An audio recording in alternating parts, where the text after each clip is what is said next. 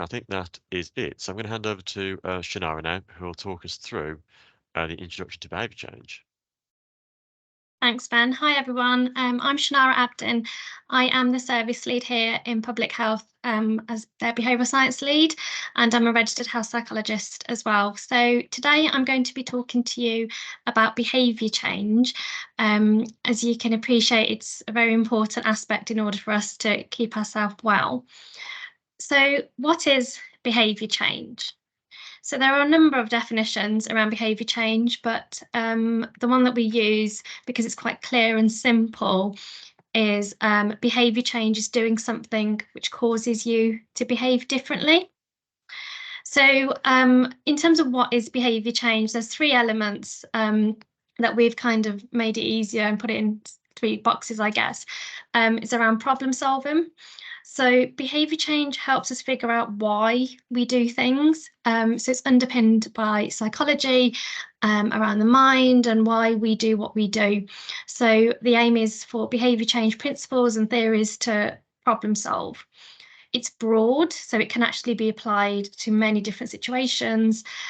Today, we will be talking about healthy behaviours for winter, but behaviour change can literally be applied to every single thing possible.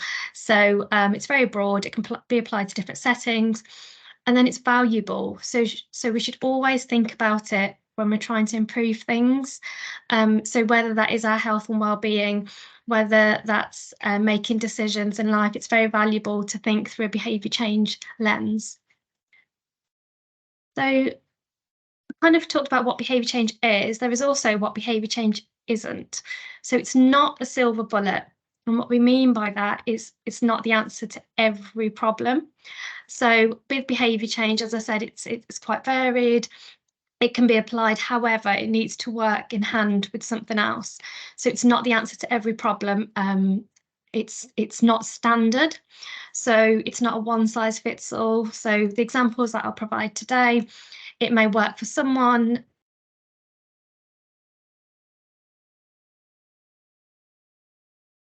Not one size fits all. So it can't just be copied and pasted. It's not judgmental, so it's not meant to be harmful or to criticize. It's meant to open up the lens, I guess, in a problem, offer solutions. And then finally, it's not exclusive. So anyone can change their behavior. It's not just experts such as us who work in public health. It can be anyone, and we should all look at how we can change our behavior for the better. So I guess why is behavior change important?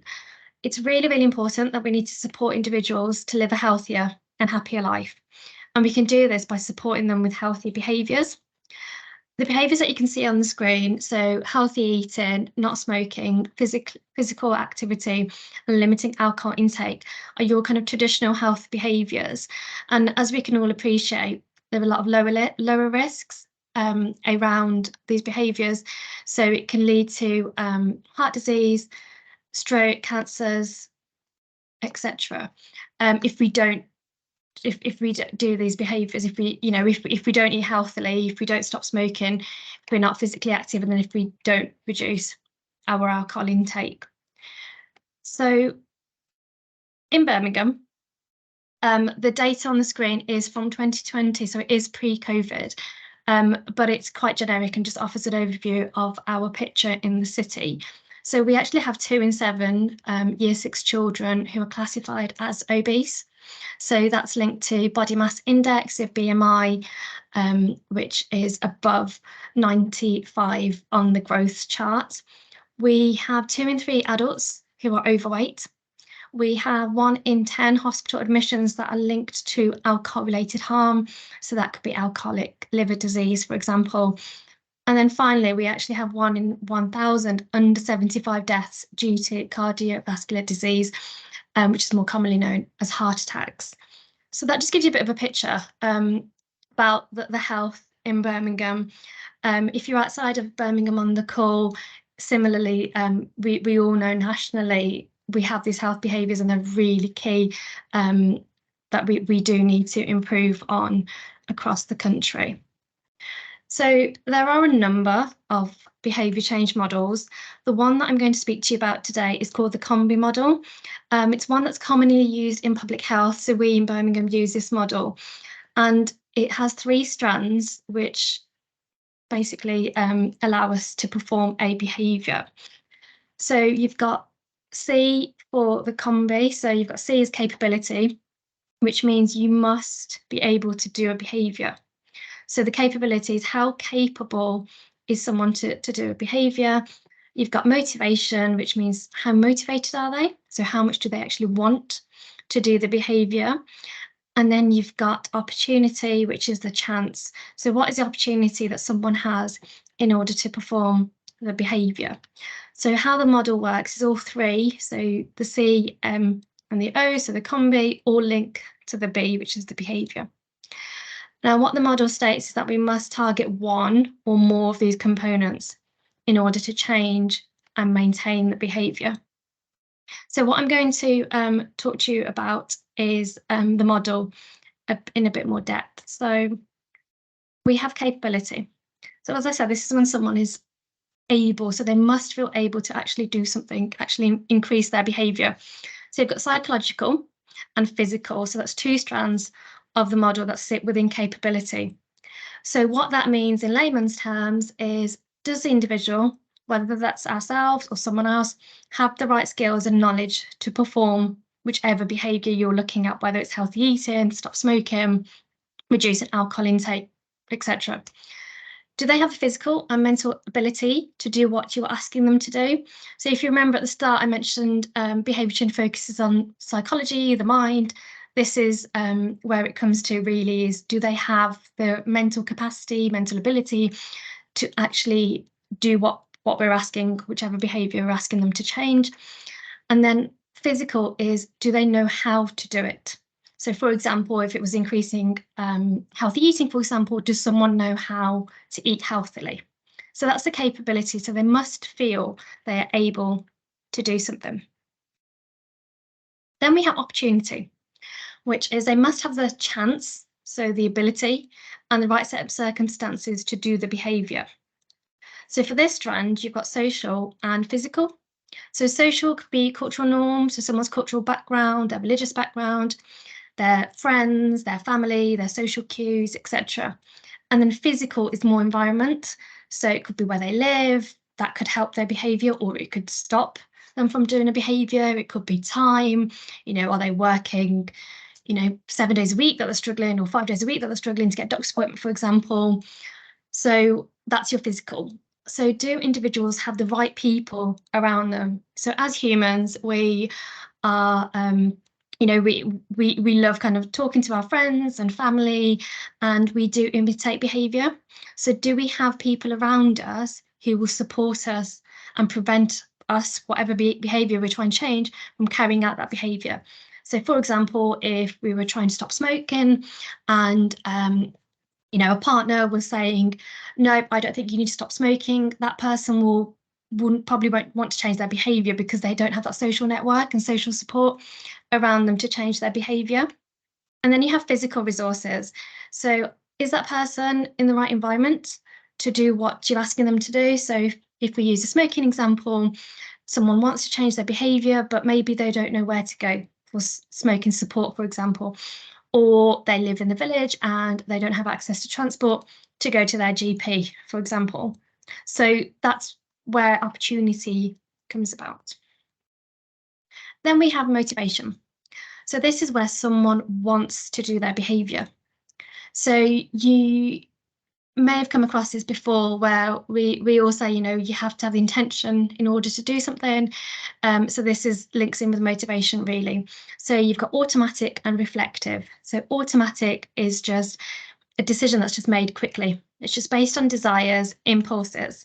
So does the individual have the motivation to do what you're asking? So again, going back to behaviour, if we're thinking about walking to school, for example, if we're talking about school or work, for example, does someone want to actually walk to work or school? Reflective, so those decisions are a bit slower. So it could be that someone wants to do it, but they need to plan ahead. So they're smoking 25 cigarettes a day, and they want to reduce it by, I don't know, 20 a day, for example. So they kind of split it in small little approaches really, and plans in order to build the habit and the behaviour. So in terms of behaviour change, that's just the combi model that I've gone through. What you can see on your screen is how can you help. So this is how can individuals support others in terms of behaviour change. Now we're not expecting you all to be combi experts, etc., but it's just think about what makes someone or prevent them from stopping their behaviour, for example. So firstly, you need to identify the behaviour. So what is the unhealthy behaviour that you're trying to change? Be really specific. It could be healthy eating, for example, but what part of healthy eating? Maybe it's increasing your fruit uptake. So try and be really narrow with it as well. And then talk about the combi diagnosis. So the three elements that I've just mentioned, just identify what's stopping someone from eating healthily. For example, it could be cost of living crisis, healthy food may be a bit more expensive, so they may go for junk food, for example. So you're trying to understand why someone isn't performing that behaviour. Motivation could be, if we're using that same example, it could be that they want to eat healthily, but their work is so busy, they just do not have the hours in the day to go out shopping, go to the supermarket. So when they come back home, they just end up resulting in ordering a takeaway, for example. And then it's we've got selecting the intervention. So identify how you can help the individual based on the combi diagnosis. And then the final is support. So what support is out there? Now, in public health, we work on population level. So we actually don't do one-to-one client work. However, this model can be applied individually and through population level as well. So what I'm going to talk to you about now is how you can protect yourself and others during winter. Now, the behaviours that we've chosen are quite generic, but just to give you a bit of an idea of how you can protect yourself and others during winter, there are a number of other behaviours that you could do to protect, but these are the key that we just wanted to focus on for this webinar. So you've got eating a balanced diet, getting vaccinated, and then good hygiene habits, so hand washing. So I've got an example, and what we'll do is we'll tie this in with the combi model. So we've got Rosemary here, and she's not sure about getting the flu vaccine this winter. So she has the capability where she doesn't know she doesn't know that she is vulnerable. So she's in the vulnerable category, but she doesn't know that she is. And she doesn't know the risks of getting flu. So she doesn't know how serious it could be if she did end up getting the flu. The opportunity is she has time to go to the vaccine centre or GP or wherever the flu jab is. And her motivation is she wants to get the vaccine and is not worried about side effects. So Rosemary's kind of already there. She's already, right, I want to get the vaccine, but I just don't know if I'm vulnerable. So she doesn't know if she's, met the criteria for them to offer her the vaccine, for example. She's free, she's got the time to go, so she's got the opportunity. Now, in terms of solutions and what you can provide Rosemary is provide her with examples and information. So as I mentioned earlier, is she probably doesn't know she's vulnerable, she's in the criteria, maybe contact her GP if you're a family member, for example. Try and get her to understand the risks of getting flu. So if she did end up getting the flu, what are the risks for older people? So you can direct her to the NHS webpage. There's a lot of information there. And for example, the severity of contracting flu can be difficulty breathing and chest pains, for example. And then another solution could be you provide information about how the vaccine is safe and that it's been evidence-based as being effective. So then that's an example of Rosemary, who this winter, and I'm sure many of us can relate to just not sure whether you want to get the flu vaccine. This same example can apply to the COVID vaccine as well. So a lot of GP surgeries and vaccine centres are offering the flu and COVID if you're at risk of underlying health conditions, etc. So those individuals are probably going through a similar process to this as well. It could also be Rosemary doesn't have the transport. So although she's got the time to go to the vaccination centre, she may not have the transport to go. So a solution to that could be maybe asking a friend or family to take her. Or if you contact your local GP, for example, they may offer some transport facilities in order to transport Rosemary, in this case, to her appointment. So our next example is Stephen around hand washing. So Stephen is not motivated to wash his hands or sanitize them often. So he just thinks he doesn't think he could get sick. He's just not bothered. In essence, he really doesn't care if he uses hand washing or not. So that's kind of where his motivation is, that he's just not motivated to hand wash. His capability is he has the knowledge, so he knows it's important that we need to wash our hands, we need to use hand sanitizer, we need to have good hygiene, good hand hygiene in order to prevent being ill. He has the opportunity at work where there's signs as a reminder to wash your hand. For example, he could like technology, and if he has a smartwatch, for example, or Fitbit or an Apple Watch, etc., they do offer hand washing reminders. So has that as an opportunity, for example, but he's just not motivated because he thinks it's not a risk. Now, in terms of offering solutions, what you could provide Stephen is education. So educate him and show him how good hand hygiene helps prevent illness. We can all relate in terms of COVID, when it was very key during the pandemic that we need to, wash our hands, we need to sanitize, etc. So there's that education as well. And then also it could be a role model. So whether that's at his workplace, whether that's with families and friends, if he's got other friends or families who are doing washing their hands religiously, for example, it's that role model perspective which links to social norms, which can encourage good hygiene. So that's an example of good hygiene that Stephen would need to do in order to protect himself for winter. And then we have Sarah. So Sarah is struggling to find the time to eat healthily. So she works full time, so she doesn't feel like she has the time to prepare healthy meals. She knows it's important to eat healthily, so she has the capability, she has the knowledge of healthy recipes, she knows what she needs, what ingredients she needs in order to make a healthy meal, but her opportunity is she lacks time to do it. Her motivation is she wants and enjoys healthy meals. So as I said, she knows she's got the knowledge and she wants to do it, she enjoys it. However, because of working full time, she just doesn't have the time to prepare healthy meals. So what is our solution with this? So you can offer meal prep. So meal prepping for the week. So what that means is planning ahead. So for example, if Sarah works Monday to Friday, on Sunday, you plan ahead, what is she going to be eating for her meals across the 5 days. Look for easy to cook meals, look for cheap meals that are healthy.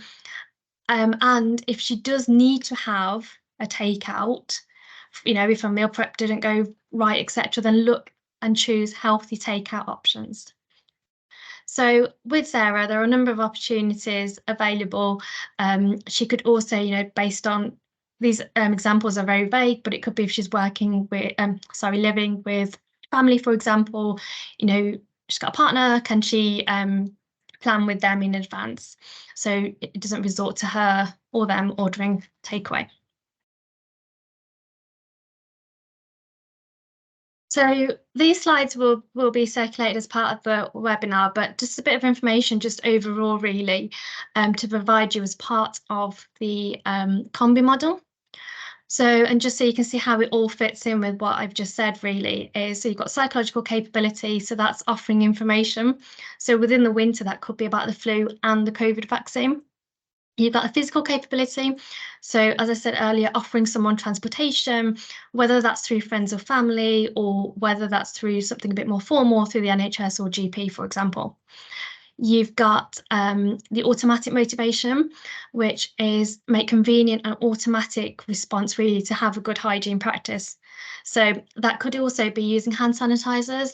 So maybe having them in your car, next to your office, your desk, for example, when you're working, just so you've got that constant in front of you, really.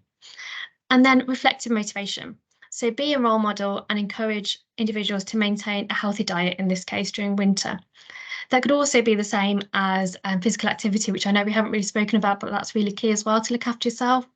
But as I said, we just picked on a couple of examples. And then the opportunity links to physical and social.